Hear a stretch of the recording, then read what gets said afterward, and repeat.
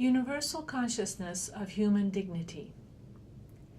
Human dignity is receiving much attention in scholarly works, in the media, and I might add, in Hollywood productions, in particular the recent movie Lincoln.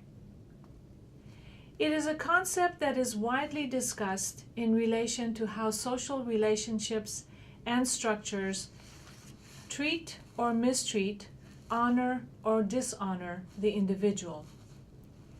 Explored from a wide range of disciplines, the meaning of dignity has been conveyed as honor, respect, choice, agency, rights, freedom, personal dignity, self-respect, and a status not belonging to the elite.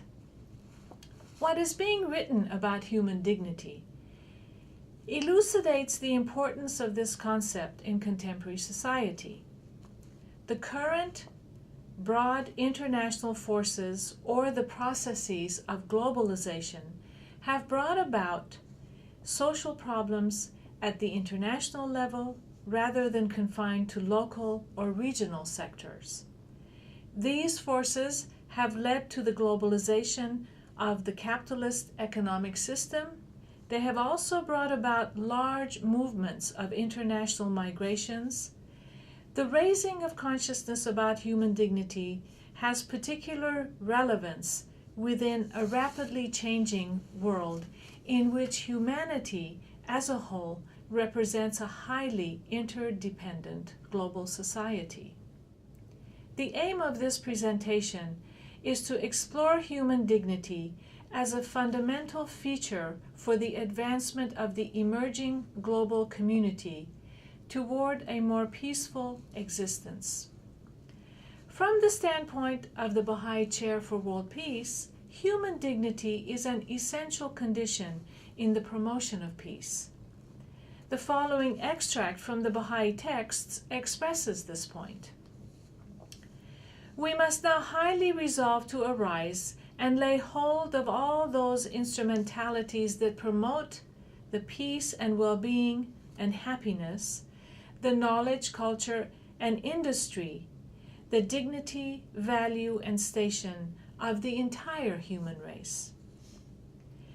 Presented in 3 sections, this presentation will first consider human dignity's place in the post-Westphalian world, where exclusive sovereign statehood has shifted toward a disaggregated state as a consequence of the dynamic forces of globalization.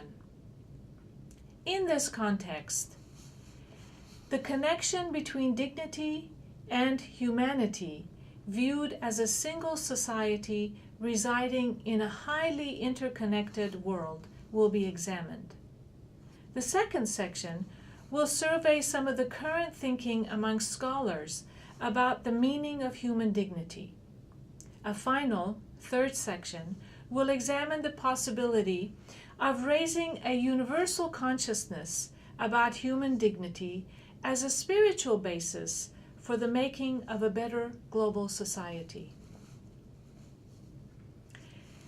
Humanity has lived in the world as a single place for many centuries.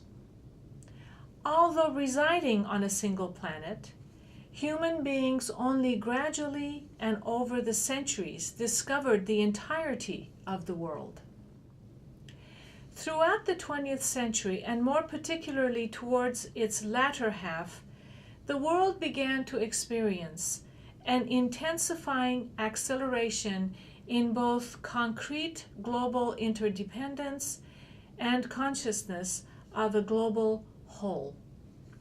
These significant changes shaping the social order are described by sociologist Ronald Robertson as the compression of the world and the intensification of the consciousness of the world as a whole, a single place.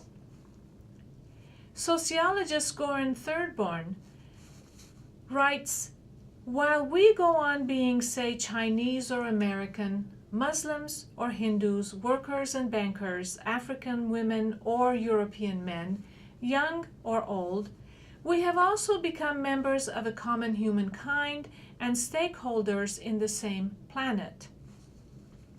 Another sociologist, George Ritzer, defines globalization as a transplanetary process or set of processes involving growing multidirectional flows of increasingly liquid people, objects, places, and information, and the structures they encounter and create that are barriers to or expedite those flows.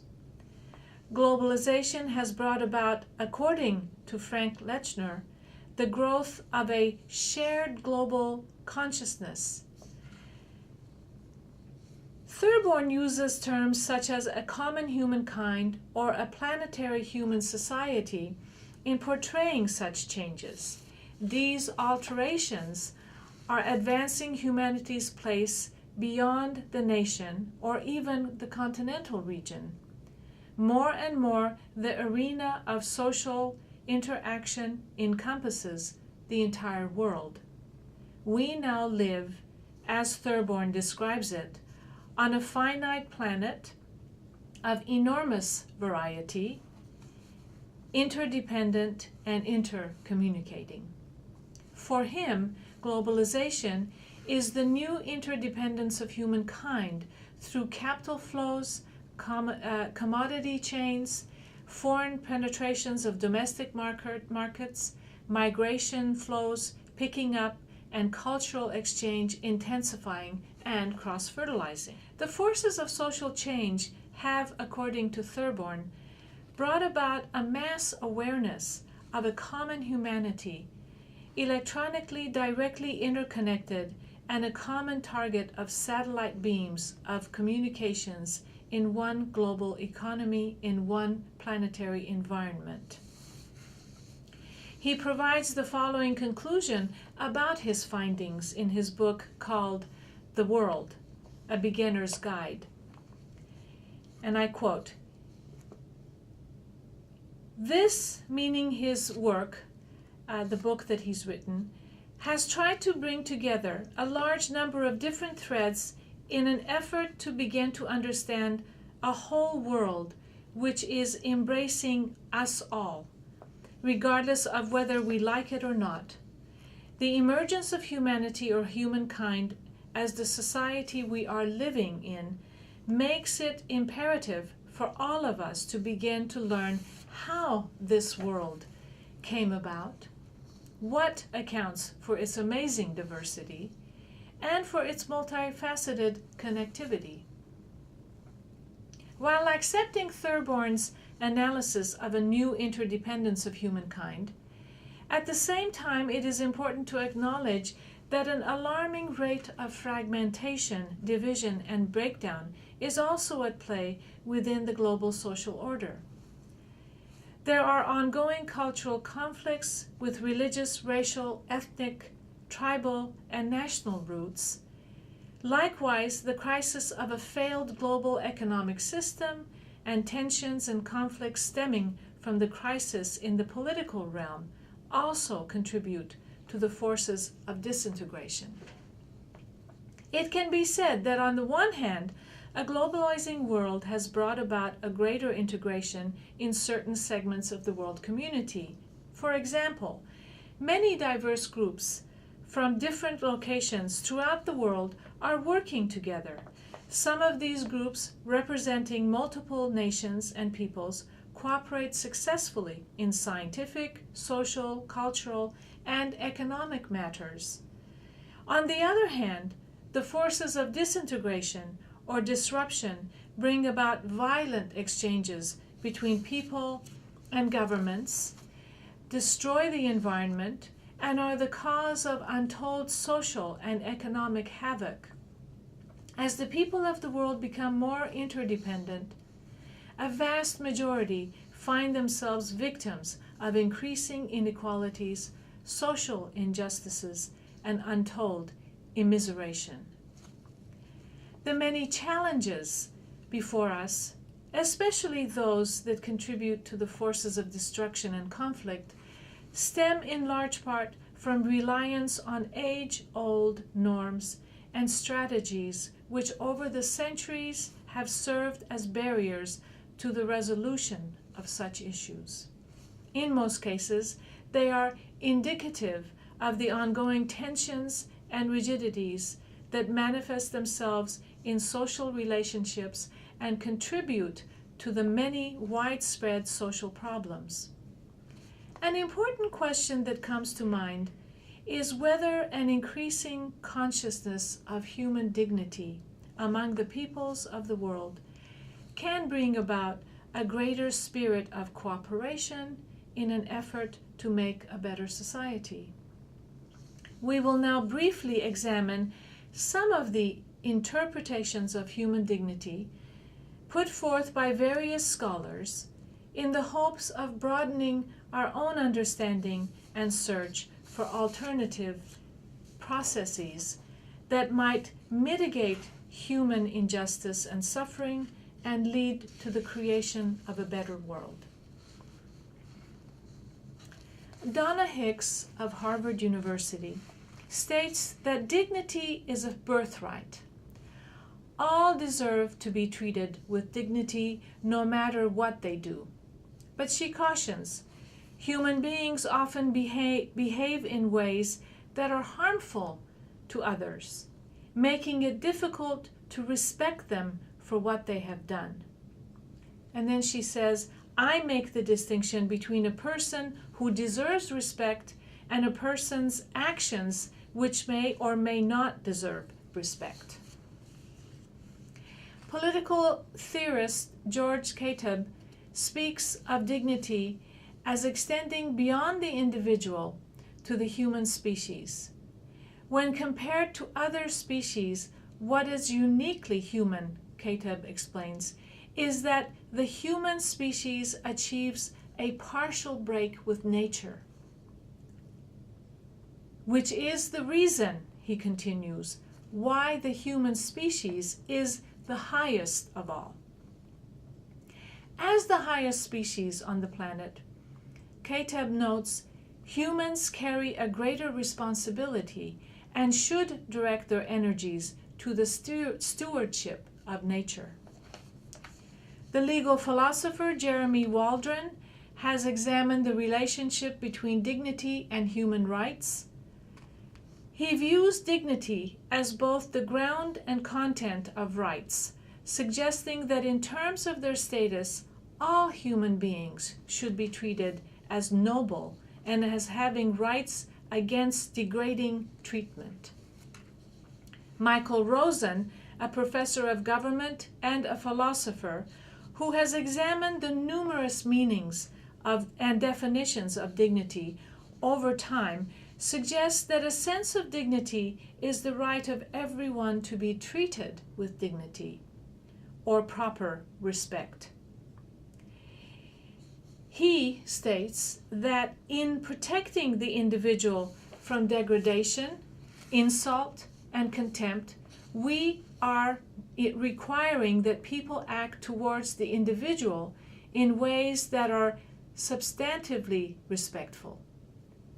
Rosen elaborates, to respect their dignity in this sense means to treat them with respect. According to Rosen, dignitary harms are harms of a special kind. He suggests that expressive or symbolic harms such as degradation, insult, and contempt all have one thing in common, which is their failure to acknowledge the elevated status of human beings. From this analysis, Rosen then proceeds with the following insightful observation in relation to the humiliation and symbolic degradation of the victims of the Nazi concentration camps, the Soviet Gulag, the killing fields of Cambodia, or the Balkans' ethnic cleansing. Here I quote Rosen.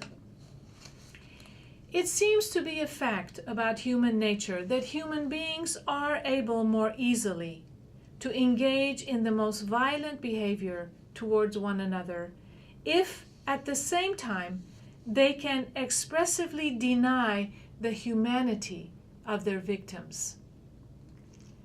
If this is so, then the preservation of our fellow human beings from dignitary harm is also fundamental to the defense of their humanity. Philosopher K. Anthony Appiah offers a more broad view about human dignity, and I quote, "We do not need to argue that we are all created in the image of God, or that we have mutual rights that flow from our human essence, to agree that we do not want to be tortured by government officials, that we do not want our lives, families, and property forfeited. And ordinary people almost everywhere have something like the notion of dignity, and desire something like respect from their fellows, and believe they merit it unless they do evil." Finally, the philosopher Avishai Margalit states that we recognize dignity by the way we react to humiliation.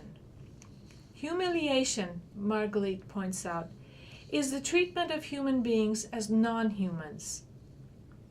The infliction of insult, injury, pain, humiliation, or torture. He says dignity, unlike social honor, is not a positional good. It is supposed to be accorded to everybody, even to the one who is nobody, by virtue of the most universal common denominator of being human. He further expounds that anybody should be recognized as a bearer of human dignity. To summarize this section, the concept of human dignity is all-inclusive. It encompasses humankind as a whole and acknowledges the vast and welcomed diversity of the peoples that comprise humanity. Human dignity aspires to recognize everybody and sees each person as a bearer of human dignity. We will now explore some of the deeply embedded patterns found in social and structural relations which serve as major barriers to treating all human beings with dignity, and which impede efforts towards exploring alternatives that lead to a more peaceful world. In this examination, a few examples will be given regarding some of the processes that may assist us in advancing a universal acceptance of the inherent human dignity that is the essence of all human beings. The great rupture of the 20th century, the Holocaust, was a breaking point, an end to civilization. The Holocaust exposed complete evil that humanity is capable of committing.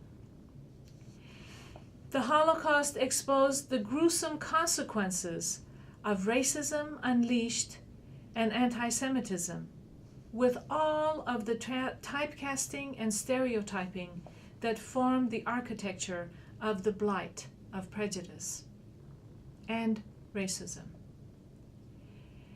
It exposed tyranny's force in inflicting indescribable human cruelty and an unthinkably efficient program for the systematic demolition of human life. Some 6 million Jews perished in the course of about 4 years. Over the same period, estimates suggest that 60 million people were killed in the Second World War, or approximately 2.5% of the world's population at the time. The aftermath of such heinous brutality and hostilities resulted in the creation of the United Nations and its charter in 1945 as well as the adoption of the Universal Declaration of Human Rights 3 years later. This was the first time in history that individuals, irrespective of race, gender, age, creed, or nationality, were given the rights with which they could challenge unjust state laws or oppressive practices. Prior to the Declaration, only nation-states had rights under international law. Indeed, in the preamble of the Declaration, human dignity is expressed as an inherent and inborn human condition. The preamble reads, "Whereas recognition of the inherent dignity and of the equal and inalienable rights of all members of the human family is the foundation of freedom, justice, peace in the world." I end that part of the preamble with that quote. As a result of the immense devastation of World War II, a shift in human consciousness had become apparent. The magnitude of the destruction from the combination of both world wars had ended the great European empires and their antiquated systems of colonial rule and other forms of political oppression. It is not surprising then that in 1945 the nations of the world showed some willingness to create a new system of international order with provisions for a peacekeeping authority. And in 1948, the adoption of the Universal Declaration of Human Rights for the first time established a set of fundamental human rights to be universally protected. The United Nations also established a medium by which all people could voice their concerns and begin to gradually envision their role and that of humanity as a whole in deciding their own future. A similar failed attempt was made after World War I to unify the nations of the world under a model of collective security through the establishment of the League of Nations. It would take another world war before accomplishing for the first time through the formation of the United Nations the creation of a new global arrangement beyond national sovereignty. Only a decade earlier, and after the failure of the League of Nations, such an attainment would have been unthinkable. Since these major steps were introduced by the formation of the United Nations, changes in the international order have advanced the world toward globalization. We have not resolved all that the United Nations set out to accomplish.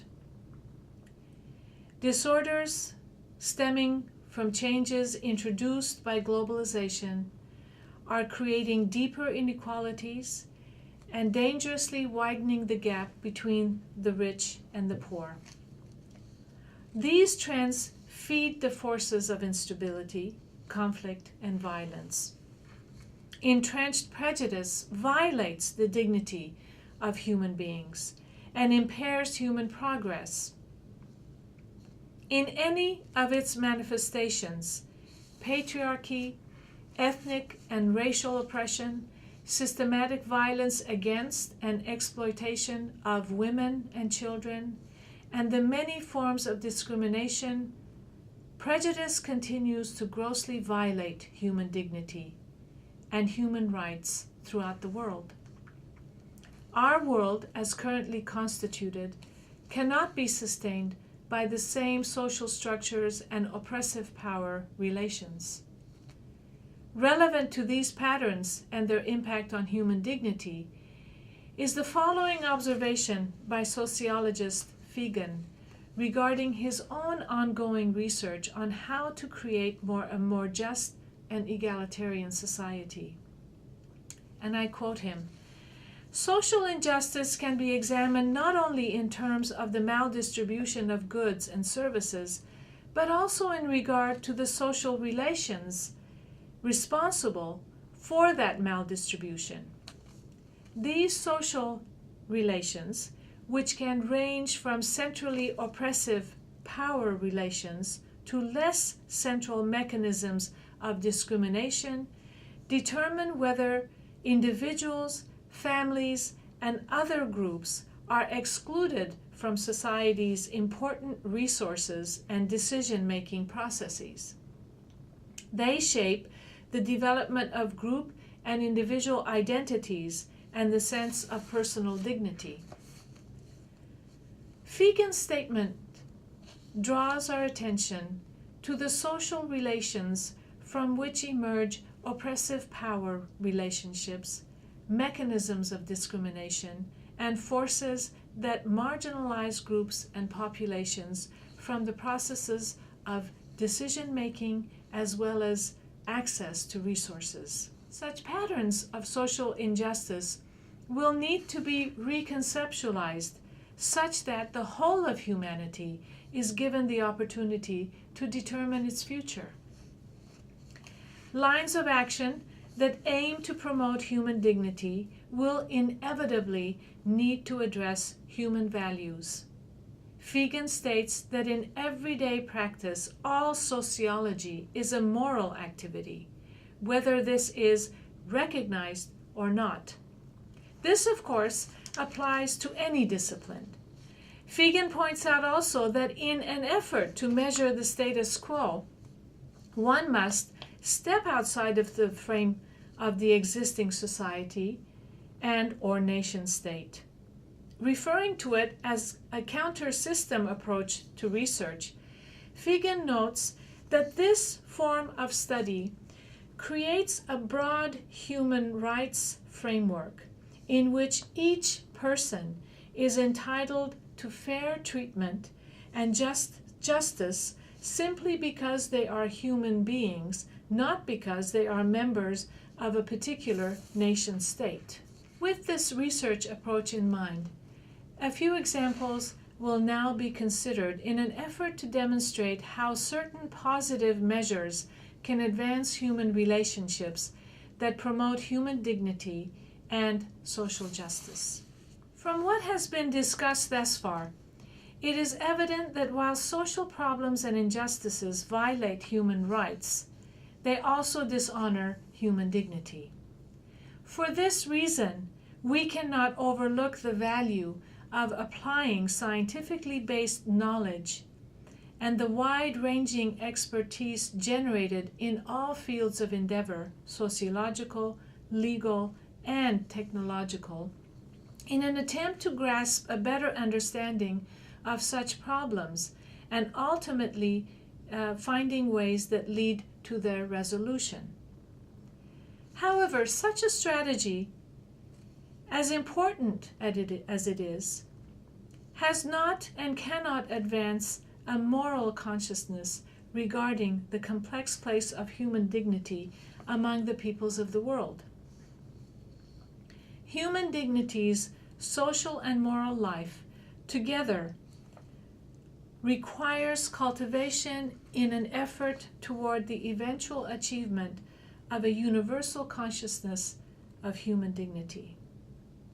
Toward this end, a sound research agenda should be pursued that aims to explore the lines of action that lead to alternative approaches to human relationships and institutional capacities capable of creating more peaceful and sustainable societies. What follows are but a few broad examples of research endeavors focused on a genuine search for the possibility of creating a better world, or as stated by Figen, the possibility of a world moral community. This paper has made the following assumptions about human dignity based on what has been articulated by a number of contemporary scholars. Human dignity is not a condition or something that must be designed or created. Rather, human dignity is a fundamental aspect of what it means to be a human.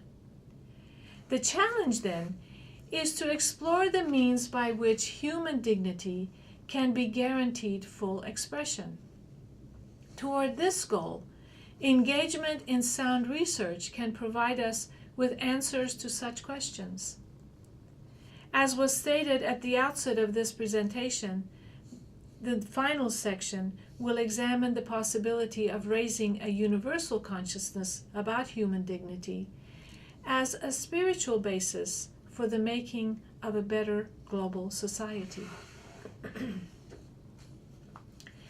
Among the fundamental research questions to be explored is whether human relationships can develop, perhaps by the design of educational interventions with inbuilt service components, to the extent where, in order to solve problems, there would be no need to construct an enemy or the other. To repeat this pattern of problem solving is to continue to generate negative stereotyping and prejudice. Therefore, it is important to explore the educational means by which the many challenges and obstacles that impede human dignity can be removed. And moreover, by what means can we remove such obstacles without allowing for the creation of the other as a villainous element that is often superficially viewed as the source of our problems. Another research question involves our overall limited image or conception of the world and humanity's place within it. Here, the analogy of humankind as an interconnected organic body comes to mind. If one segment of this body is injured or malfunctioning, then the entire system suffers. In a planetary community, where social problems such as environmental and economic crisis, inequalities, poverty, pandemics, and other such issues which impact humanity on a global scale, can our research analyze humanity as a whole, as a single, highly interconnected body that suffers from such multiple injuries? In other words, what aspect of the global community would have to undergo transformation in order to better address matters which impact humanity and the planet as a whole? The final research question is related to prevalent beliefs regarding the nature and purpose of the process of social and economic development. Generally speaking, most development agendas appear to focus on approaches that lead to material prosperity with little attention given to the moral and ethical dimension. Furthermore, development often entails applying a uniform set of usually Western practices, whether economic models, governmental practices, or social norms, in non-Western arenas of the world. To explore a more comprehensive approach to development, new lines of thinking, and a different framework is in need of exploration. Here, the overall focus should encompass processes that can ensure to all members of the global community the right of participation, especially in matters which impact their lives. This measure also implies that the members of humanity have an obligation to contribute their share to the construction of a flourishing global community. Again, turning to the importance of upholding human dignity, one cannot understand the social reality of a given population as an outsider. and in many cases, development decisions imposed from the outside ultimately fail to meet the needs of the population they are designed to benefit. Those from the outside who are far removed from the people whose lives they impact cannot continue to make decisions on their behalf. These are but a few research questions that are worth our consideration as we explore the means by which the human dignity of every person is supported and the possibility of creating a better, more peaceful global society may gradually become more apparent. By any means, the history of humanity as one people living in a highly interdependent world has begun. Humanity as one organic entity presents formidable challenges to our outdated norms and institutions. Every effort should be made in order to advance a transformation in individuals and social institutions in the promotion of the dignity of all human beings. In May of 2000, the then Secretary General of the United Nations, Kofi Annan, invited over 1,000 non-governmental organizations representing more than 100 countries to the Millennium Summit held in New York City.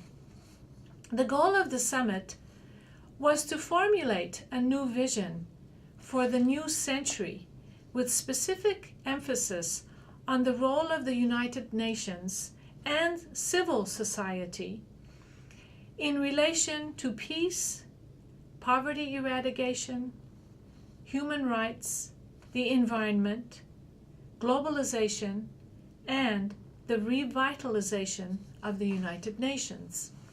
That gathering drafted and adopted a declaration outlining a vision as well as practical measures for its implementation. The goal to which these civil leaders and their organizations committed themselves was the following.